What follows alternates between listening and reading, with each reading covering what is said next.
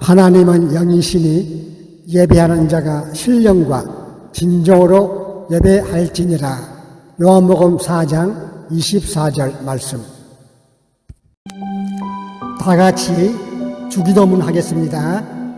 하늘에 계신 우리 아버지여, 이름이 거룩히 여김을 받으시오며 나라의 임하옵시며 뜻이 하늘에서 이룬 것 같이 땅에서도 이루어지이다.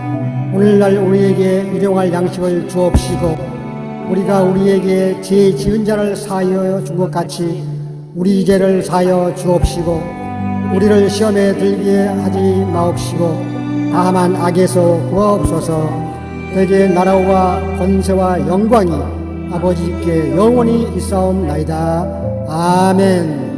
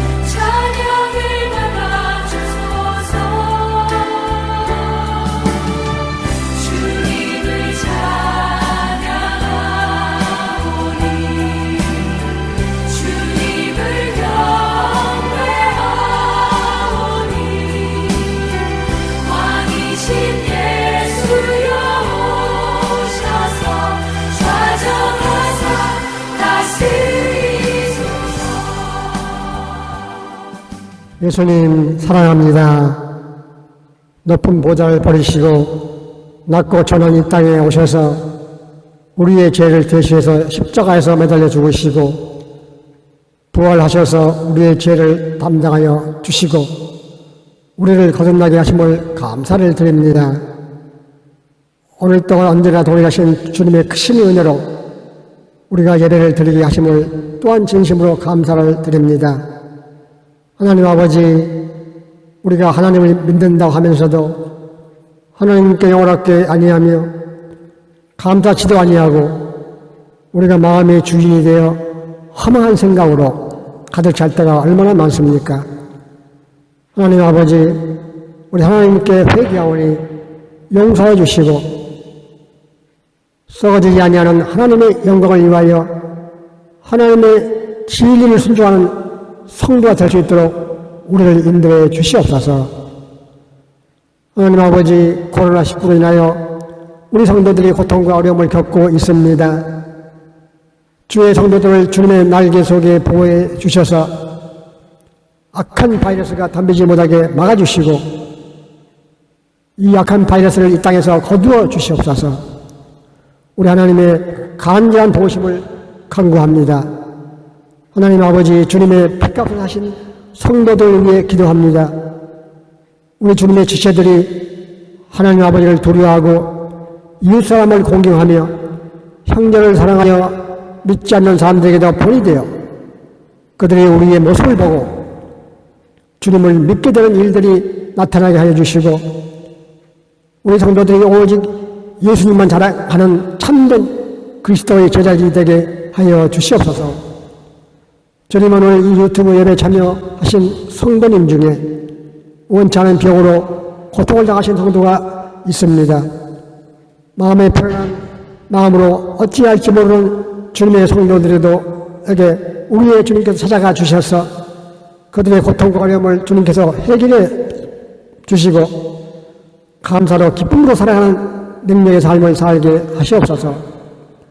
오늘 말씀을 전하시는 목사님에게 성령의 능력을 부어주시고 우리 하나님의 말씀을 담대히 전하게 하실 때 그 말씀을 듣는 우리에게도 하나님의 은혜가 넘치는 시간이 되게 하옵시고 돌처럼 단단한 우리의 마음을 부드러운 마음으로 변화시켜 하나님 말씀을 깨달아 하나님의 자녀로서의 거룩한 구별된 삶을 살게 하시고 오늘 이 예배를 통해 들려지는 우리의 기도와 소원과 작은 헌금을 기쁘게 받으시고 주님께서 영광을 받으시고 찬양을 받으시옵소서.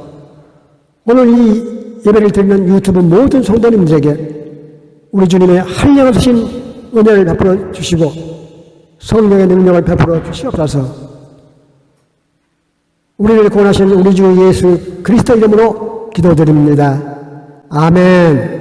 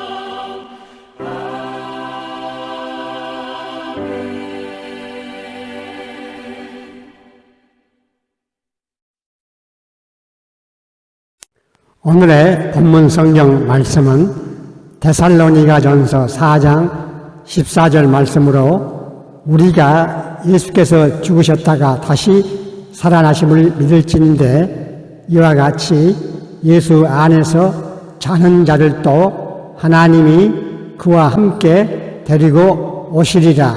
아멘.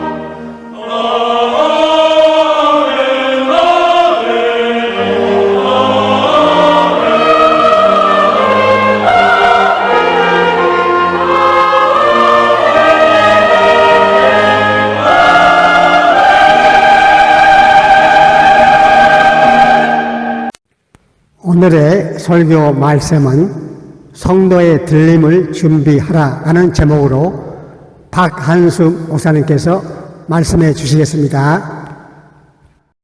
여러분, 세상에서 가장 중요한 게 뭘까? 생명입니다. 두말할 필요도 없습니다. 생명은 두 가지가 있습니다. 이 땅의 한시적 생명, 이걸 구분하기 위해서 목숨이라고 하겠습니다. 목숨. 근데 이 땅에서의 목숨도 그렇게 중요하다면 죽은 다음의 목숨인 영원한 생명은 얼마나 가치 있고 중요한 일이겠습니까? 우리가 이 땅에 왜 살아가는지 아십니까? 이름을 떨치라고? 행복하라고? 천만에. 하나님이 우리를 부르실 때는, 이 땅에 보낼 때는 이유가 있는데 영원한 생명을 준비하는 기간으로 이 땅을 준 것뿐이에요. 제가 이 말씀을 묵상을 하다가 이제 제 마음에 불현듯 이런 생각이 들었어요. 그러면 한 인간의 이 땅에 태어나서 천국 가는 여정을 준비하는 것이 전부라면 이것이 답까? 갑자기 이런 생각이 든 거예요. 주님, 이 땅에 한 인생이 태어나서 공부를 하고 사람답게 살고 가정을 이루고 인류의 어떤 일을 공헌을 하고 각기 제각기 일을 하다가 마지막 죽어서 천국 가는 거, 이보다 더 중요하고 가치 없는 일인지는 알겠는데 주님, 그걸 위해서 우리가 이 땅에 살아가는 것일까요? 조금 너무 단순하잖아요. 근데 제 안에 주님께서 확신을 줬습니다. 그것이 내가, 여러분이 살아가야 할 인류의 존재입니다. 사람들은 그걸 몰라요. 그래서 철학을 찾습니다. 사람들은 그걸 모릅니다. 그래서 자신의 이름과 야망을 향하여 쫓아갑니다. 그러나 그 마지막은 허무함입니다. 예수님께서요, 가룟 유다의 의도를 아시고 이렇게 말씀하십니다. 네가 차라리 나지 않았으면 좋을 뻔했다.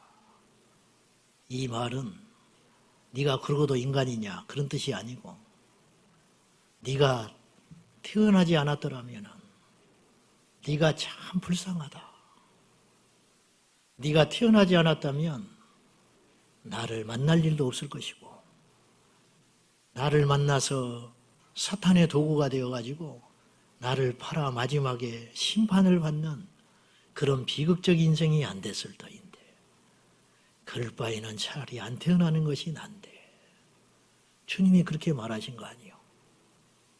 단언코 말하지만은요, 이 땅에 태어나서 예수 믿지 않을 인생은 태어나지 않는 것이 더 복됩니다. 거꾸로 말해볼까요? 이 땅에서 아무리 어려움을 당하고 송명희 시인처럼 태어나서 사람 구실도 못하고 평생 방바닥에 기어다니면서 불우한 인생을 살아가고 있지만은, 그분이 그리스도를 만났다면 세상의 어떤 왕, 어떤 권력자, 어떤 연예인, 어떤 유명한 인사보다 그분은 훨씬 승리한 인생입니다. 여러분, 이 눈이 안 떠진 그리스도인들이 아직도 많아요. 밭에 있는 보화를 발견한 농부처럼 천국을 발견하고 생명을 위해 사는 인생이 가장 복됩니다. 그래서 주 안에 자는 자는 복되도다. 시편 기자 말하기를 성도의 죽음을 여호와께서 귀히 보시는도다. 믿는 성도라면, 천국을 약속받은 성도라면 죽음조차도 비극이 아니고 우리 주님이 귀히 보신다. 얼마나 엄청난 이야기입니까? 이것이 믿어지십니까? 제가 외부에 집회를 가끔 나가면은, 제가 전에도 고백했지만은, 저는 보잘것없는 종이지만은 가장 처음 시간에 구원에 대해서 이야기합니다. 여러분, 그 설교를 그 성도들이 안 들었겠습니까? 그 교회 목사님도 훌륭하신 분인데 부흥회를 해서 청해서 겸손하게 집회를 저 같은 걸 불러가지고 하는 그 교회가 훌륭한 목사님이시죠. 근데 그 교회 성도들이 구원의 설교를 안 들었겠습니까? 안 끼어 있겠습니까? 우리 교회 성도보다 더 훌륭한 성도들 또 많아요. 근데 왜 제가 가서 그것도 구원에 대한 이야기를 또 합니까? 왜 그런지 아십니까? 혹시 뭐를 한 사람을 위해서. 그래도 내가 전하는 구원의 복음의 메시지를 듣고 그래도 부흥회니까 작심을 하고 마음을 열고 기대하고 와서 길을 세우고 있는 한 사람이 아는 말씀이지만은 다시 천둥처럼 들려가지고 구원 얻을 수 있는 한 사람이 있다면은 그것이 중요한 것 같아서 제가 또 설교합니다. 여러분, 새로운 소리를 들을 때가 아니고요. 우리는 필요한 소리를 들을 때야입니다. 지금은 그런 때예요. 새로운 것이 우리를 구원의 길로 인도하지 않아요. 참된 것이 우리를 구원의 길로 인도합니다. 오늘 제가 마지막 설교한다면 무슨 설교할까? 구원과 재림 설교합니다. 들었네 여기지 말고 오늘 다시 한번 각성하셔서 우리 주님 다시 오신다면은 나는 과연 들림받을 수 있는가?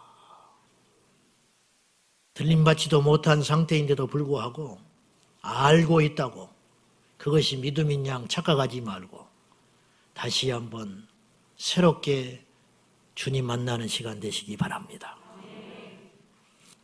하늘이 두 쪽 나고 우리의 목에 칼이 들어와도 땅이 꺼져도 온 세상 불바다가 돼도 성경은 참된 진리입니다. 천국은 있고 우리 그리스도 예수님은 반드시 때가 되면 이 땅에 오십니다. 이거 의심해서는 안 됩니다. 우리가 재림을 믿을 수밖에 없는 두 가지 이유가 있습니다. 첫째, 주님이 약속하셨기 때문입니다. 성경의 모든 약속은 성취됐어요. 일일이 다 거론할 필요조차도 없어요. 애굽의 400년 종살이 700년 전에 이사야 선지자를 통하여 처녀의 몸에서 잉태하리라. 어떻게 이런 표현을 쓸 수 있죠? 거룩한 여인이 아닙니다. 순결한 여인에게서 온다는 게 아니에요. 처녀가 아이를 낳는다. 그대로 성취됐습니다. 우리 주님께서 이 땅에 공생에 3년 반 동안 계시는 동안에 계속 경고했습니다. 예언하셨어요. 내가 죽으리라 5번. 사복음서에 보면 5차례 이야기하셔요. 내가 죽었다가 3일 만에 다시 살아나리라. 그런데 제자들은 못 알아들었어요.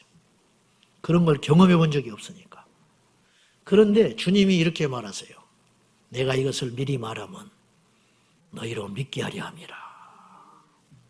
예측을 미리 해놓고 이루심으로 인하여 나중에 제자들이 주님께서 죽으시고 부활하시고 주님 앞에 나타났을 때 그때서야 그들이 넘어져 버려요.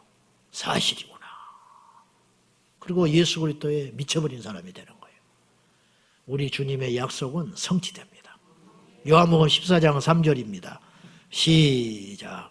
와서 너희를 위하여 거처를 예비하며 내가 다시 와서 너희를 내게로 영접하여 나 있는 곳에 너희도 있게 하리라.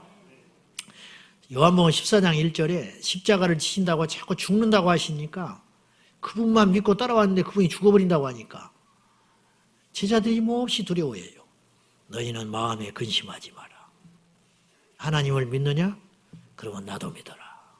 그러면서 하시는 말이 내가 너희를 위하여 거처를 저소를 예비하러 가는데 그것이 다 마무리되면 다시 와서 너희를 데리러 갈 거야. 주님이 그렇게 말씀하셨어요. 우리 주님은 우리를 데리러 다시 오신다는 거예요. 그리고 주님과 함께 영원히 살려고 신랑이 신부를 데리러 오듯이 잃어버린 자식을 부모가 찾으러 오듯이 우리를 찾으러 주님이 오신다는 거예요. 이것이 우리의 소망입니다. 두 번째는요. 왜 우리가 주님의 재림을 믿을 수밖에 없냐면은 세상 돌아가는 걸 보면 믿을 수밖에 없어요. 무슨 말이냐면 시대의 흐름과 정황을 보면 주님의 재림과 맞물려서 이 세상이 거기를 향하여 가고 있어요. 예수님의 초림과 비교를 해보면 좀 더 분명해지는데 예수님이 초림 직전에 어떤 일이 있었냐면 첫째는 예수님의 초림 직전에도 세상이 암흑천지였어요. 영적으로 어두웠다 이 말이죠. 이스라엘 백성들은 나라도 없었고 국권도 빼앗겨버렸고 세상은 온갖 악이 득세하고 있었습니다. 그때 주님께서 베들레헴 땅에 이름 없이 오셨습니다. 얼마나 초라한 죽음이셨는지 주님이 언제 태어난지를 잘 몰라요. 그래서 사실은 초대교회에서 정한 거예요. 12월 25일을 우리 주님 오시는 날로 기념하자. 그거예요. 그러니까 확률은 365일 중에 하나예요. 그 중에 하루일 뿐이에요. 그래서 그 날이 중요한 게 아니라는 거예요. 주님이 오신 사실이 중요한 거예요. 그러니까 이단은 그걸 가지고 막 공격을 해야 되는데 그런 것에 관심 가질 필요도 없습니다. 주님이 이 땅에 동정녀의 몸에서 오셨다는 것이 중요한 것이지 언제 어디 태어났다 그게 중요한 게 아니라는 거예요. 우리 주님의 초림도 직전에 온 세상이 어둡고 악에 뒤틀린 세상이었듯이 이 세상이 갈수록 악해집니다. 뭐 틀림없어요. 하나 물어봅시다. 왜 악해져야 되지요? 좀 더 선해지면 안 되나요? 믿는 자나 믿지 않는 자나 전부 이야기잖아요. 세상이 악해져 간다고. 왜 악해져야 되는지 아세요? 주님이 오셔야 하기 때문이에요. 왜 어두워져야 되는지 아십니까? 새벽이 와야 하기 때문이에요. 칠흑같이 어둡다는 건 새벽이 온다는 거예요. 밤이 깊을수록 새벽은 가까이 옵니다. 이 세상이 악이 득세하고 이 세상이 영적으로 어둡고 이단들이 득세하고 세상이 뒤틀리고 바벨탑이 쌓여지고 믿는 자들이 넘어갈수록 어떤 일이 벌어지느냐. 주님 오실 때가 가까이 왔다. 이렇게 믿으면 돼요. 초림과 똑같아요. 두 번째, 왜 주님의 재림이 가까이 왔다고 우리가 믿어야 되냐면은 두 번째는 선지자들이 나타나기 시작해요. 예수님의 초림과 맞물릴 때에도 세례 요한이 나타났어요. 그리고 주님의 오심을 선포했습니다. 회개하라 광야에서 외쳤습니다. 나는 그분의 신발끈조차도 매주지 못할 만큼 아무것도 아니다. 나는 물로 세례를 주지만 그분은 너희에게 성령으로 세례를 줄 것이다. 나는 너희에게 심판할 권리가 없지만 그분은 심판할 것이다. 나는 구원자가 아니지만 그분은 진정한 구원자가 되신다. 내 뒤에 진짜가 오신다. 미리 알리는 거예요. 전령으로. 지금요. 조금만 우리가 깨어 있으면 극단적으로 양쪽으로 갈리고 있습니다. 잠자는 자는 형편없이 잠을 자고 있어요. 그런데 깨어있는 소수는요. 날마다 주님의 재림을 이야기하고 있어요. 지금 어느 때보다 유사 이래로 역사가 시작된 이후로 주님의 재림에 대한 경고의 소리가 이렇게 빈번하게 일어나고 있는 적이 없어요. 왜 그러냐? 세상이 악하고 세상이 성경의 말씀과 비춰볼 때 종말의 때를 향하여 임박한 종말을 향하여 거의 종착지에 와 있는 듯 싶으니까 깨어있는 성각자 주의 종들이 견디지를 못하고 에레미야처럼 외치기 시작하는 거예요. 그러니까 안 하려고 해도 마음에 불이 붙어가지고 성도들이 싫어하는 줄 알면서도 또 그 소리 하느냐고 사람들이 떠나가는 것을 알면서도 할 수 없이 성령에 붙들려가지고 그 안에 성령께서 방망이질을 하니까 입을 열면 주님의 재림을 이단 소리를 들을 각오를 하고 예측이 빗나갈 걸 각오를 하고 성도들을 깨우기 위해서 세계 곳곳에서 주님의 재림을 경고하는 선지자들의 외침이 그 어느 때보다 많아지고 있다. 우리가 지금 관심이 없어서 그러는지도 몰라요. 조금만 관심을 두면 그러한 기사와 그런 설교들과 그런 외침들이 어느 때보다 많아지고 있다는 거예요. 이 시대 세례 요한들이 등장하기 시작했다는 거죠. 세 번째는요, 조금 모순된 이야기지만 반면에 그 어느 때보다 깊이 영적으로 잠자는 때예요. 포괄적 차별금지법 관심 없잖아요. 마귀 관심 없잖아요. 거룩 관심 없잖아요, 성도들이. 안 그렇습니까? 귀신을 대적하지 않잖아요. 예수 그리스도의 재림 관심 없어요. 어쩌다 그냥 그런가 보다. 외쳐지지 않으니 들지 않고 듣지 않으려고 하니까 외치지 않는 이 악순환이 계속 반복되고 있는 거예요. 이 고리 끌어내야 돼요. 누군가는 외쳐야 하고 누군가는 들어야 됩니다. 그 어느 때보다 이상하리만큼 두려울 만큼 잠을 자고 있어. 여러분, 차라리 잠잘 바에는 나가서 싸돌아다니는 게 나아요. 아이가 병이 들면요, 차라리 개고진 게 낫지 누워서 움직이지 못한다고 봐요. 이게 큰일 나는 거예요. 뭔가 지금 큰 위중한 문제가 생긴 거예요. 아이가 먹지를 않아요. 웃지를 않아. 놀지를 않아. 아이고 순하고 좋다. 큰일 납니다. 차라리 사고 치는 게 낫지 누워서 움직이지 못하는 것은 기가 막힌 일입니다. 열심을 내다가 부딪히는 것이 낫지 교회가 잠들어 있다. 기가 막힌 일이요. 근데 지금은 그 어느 때보다도 잠들어 있어요. 2000년 전 주님이 오실 때도요, 온 세상이 조용했어요. 소수의 목자, 동방박사 세 사람, 이분들만 그 영광스러운 주님을 준비하고 나타났어요. 지금도 그럴지 몰라요. 지금도 그럴지 몰라. 성도의 휴거는 가능합니까? 휴거라는 말은 들어올릴 휴, 그리고 들거. 휴거라는 직접적 단어는 성경에 없다고 그랬어요. 그러나 오늘 본문에 17절에 보면은 그 후에 우리 살아남은 자들도 그들과 함께 구름 속으로 끌어올려. 이게 휴거예요. 그러니까 휴거는 성경적 단어입니다. 성도 휴거는 가능한가? 여기 오신 대부분은 성도들은 믿고 있죠. 그렇지만 높아심에 다시 한번 강조하고 설명하려고 합니다. 필연코 성도의 휴거는 가능합니다. 그 이유가 뭐냐면요, 과거에 전례가 있었기 때문이에요. 예수님이 초림하셨기 때문에 재림도 가능한 거예요. 아시겠죠? 우리 전에 죽음을 경험하지 않고 천국으로 바로 들어간 사람들이 있었어요. 에녹이 그랬습니다. 365세에 하나님과 동행하더니 죽음을 보지 않고 올라가 버렸어요. 엘리야가 그랬습니다.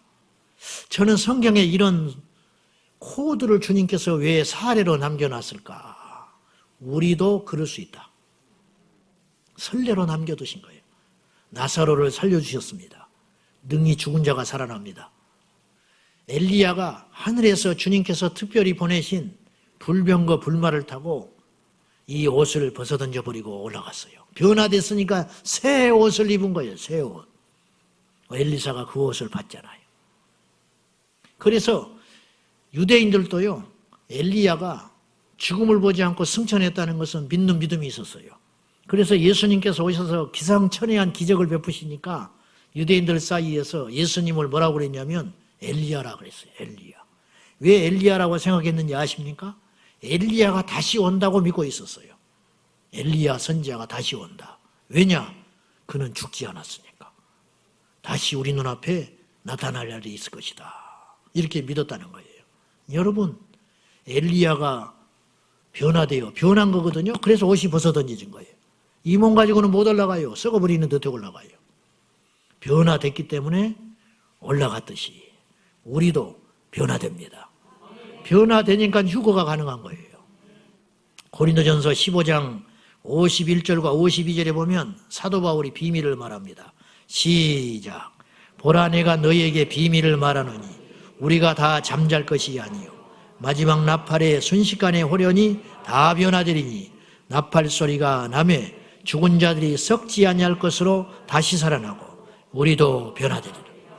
호련이라는 말은 각각 제각기 주님 앞에서 호련히 변화돼요. 홀로 변화돼 가지고 저 공중에서 예수님 맞이하게 될 것인데 우리 전에 잠자는 성도들이 먼저 그렇게 변화되고 우리도 변화되리니 할렐루야. 변화되리니 그렇게 격려하고 있습니다. 누가 들림 받을까요? 누가 들림 받을까? 오직 한 부류만 들림 받습니다. 선한 사람? 아닙니다. 교회 열심히 다닌 사람? 아닙니다. 목사? 아닙니다. 구원받은 자입니다. 여러분, 구원받는 것과 깨어있는다는 것을 한번 구분해서 생각해 봅시다. 제 말씀을 잘 들어보십시오. 구원받은 자라면 그날과 그 시를 몰라도 들림 받습니다. 그지요? 제 말이 들리지 않지요? 그래서 그날과 그 시를 관심 갖지 말라고 주님 말하셨어요. 구원받은 자라면요, 재림 설교 안 들어도 돼요, 사실은. 주님이 언제 오셔도 올라갈 수 있으니까. 철임과 재림은 이런 차이가 있어요. 철임은요, 시간적 여유가 있었습니다. 무슨 말이냐면, 우리 주님이 철임하셨어요. 근데 그때는 몰랐어요. 그때는 그분을 무시했어요. 근데 나중에 깨달아요. 그분이 나의 주요 하나님의 아들이시구나. 베드로처럼. 그리고는 그분을 믿었어요. 그럼 그날로 구원받는 거예요. 철임하시고 일정한 시간이 지났지만은 믿을 수 있는 기회가 주어질 수 있었다는 거죠. 위험하지만. 그런데 재림은 시간이 없어요. 재림하는 순간 끝입니다. 재림하는 순간 버려둠을 당하든지 올라감을 받았든지. 재림하셨는데 뒤늦게 기회가 주어지지 않아요. 죽은 다음에는 기회가 주어지지 않는다니까요. 죽은 다음에 영생을 봐버렸잖아요. 재림하신 다음에 하나님의 아들이 오셨다는 것이 사실로 밝혀졌잖아요. 주님의 재림이 있으신 다음에 성경이 진짜구나 알게 됐잖아요. 늦어요. 그래서 주님은 우리에게 이렇게 말하세요. 나를 믿는 자는 영생을 얻었고 얻을 것이다가 아니에요. 과거요. 완료요. 나를 믿는 자는 영생을 얻었다. 영생을 얻었기 때문에 영생에 들어가는 거예요. 영생을 얻지 못한 자는 영생 얻을 기회가 없다는 것이죠. 그러므로 지금이 중요합니다. 지금 구원받은 자는 언제 주님 오셔도 사실 상관없어요. 그런데 이거는 아셔야 돼요. 여름이 7월 1일부터 여름이다. 긴팔 입고 다니면 사형이다. 그러지 않아요. 어떤 사람은 7월 1일이 여름으로 느껴지고 갱년기 뜨거운 사람은 2월 달도 여름이라. 어떤 사람은 8월 첫 주가 됐는데도 여름이라고 인식하지 못할 수 있어요. 무슨 말이냐면은 여름이라는 것은 어느 정해진 시즌이 아니라는 거예요. 그러나 대충 합니다. 아, 덥다. 여름이 왔구나. 우리 주님이 언제 오신다고 못을 안 박았어요. 그러나 깨어있는 믿음의 사람은 대략 압니다. 오시려는구나. 아브라함이요, 소돔과 고모라를 멸망시킨다고 주님이 작정하셨을 때 아브라함은 알고 있었습니다. 내가 아브라함에게 이걸 숨기겠느냐. 주님이 말하셨어요. 멸망한다. 근데 그날과 그 시는 못을 안 박았어요. 그래서 아브라함이 요즘 말로 딜을 하거든요. 의인 50이 있어도 그리하실랍니까? 아니다. 40은, 30은, 나중에 10까지 내려가. 결국은 소돔과 고모라는 멸망했어요. 그러나 아브라함은 알고 있었어요. 언젠지는 모르지만 불심판할 것이다. 그랬잖아요. 그래서 마음이 타들어갔어요. 노아에게 주님이 계시하셨어요. 홍수로 이 세상을 쓸을 것이다. 심판할 거다. 근데 언젠지는 몰랐어요. 그렇죠. 근데 노아는 믿었어요. 그래서 방주를 지었습니다. 요셉은 7년 풍년과 흉년을 알았어요. 우리도 마찬가지. 주님이 오실 걸 알고 있어야 돼요. 그날과 그 시는 몰라. 그러나 마지막 때 주님의 스케줄과 시나리오를 알고 있어야 돼요. 아, 이것이 성경에 또 하나가 성취가 됐구나. 아, 이런 일이 있어야 한다더니 정말 일어나고 있구나. 이런 것에 안테나를 세우고. 할렐루야! 몰라도 상관없지만, 구원 받았으면 상관은 없지만, 알아야 긴장하고, 알아야 내 믿음을 지켜낼 수 있고, 알아야 이웃들에게 복음을 증거할 수 있으니까 구원을 받는 것과 우리 주님 오실 걸 준비하고 깨어있는 믿음은 분리될 수 있는 사건이 아니다. 이걸 기억하시고 사랑하는 여러분, 여러분의 재림 시기에는 몇 분을 가리키고 있습니까? 멀지 않았습니다. 깨어 일어나기를 축원합니다. 기도하십시다. 지금 내가 가진 것을 하나님께 드립니다. 하나님 나라 위하여 아름답게 쓰이는 예물이니 즐거운 맘 감사한 마음으로 하나님께 드립니다.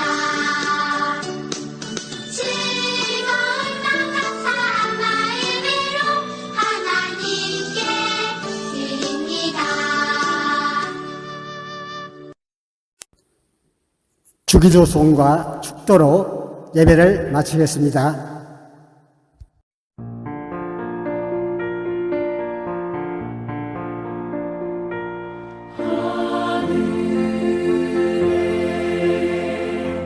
계신 아버지 이름 거룩하사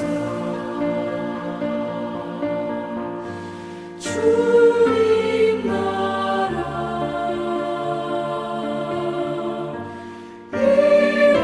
임하시고 뜻이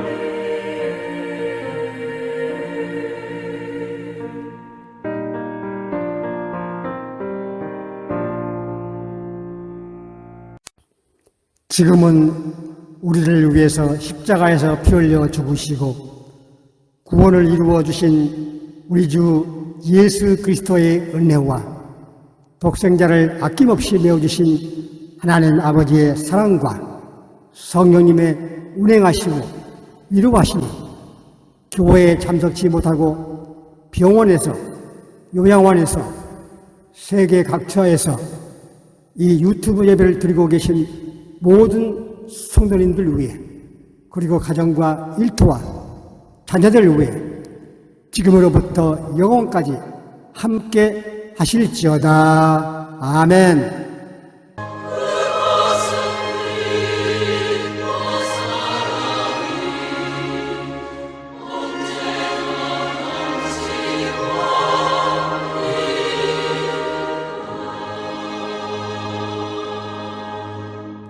이것으로 이번 주 유튜브 교회 예배를 마치겠습니다. 다음 주 기쁨으로 다시 만나시겠습니다. 할렐루야!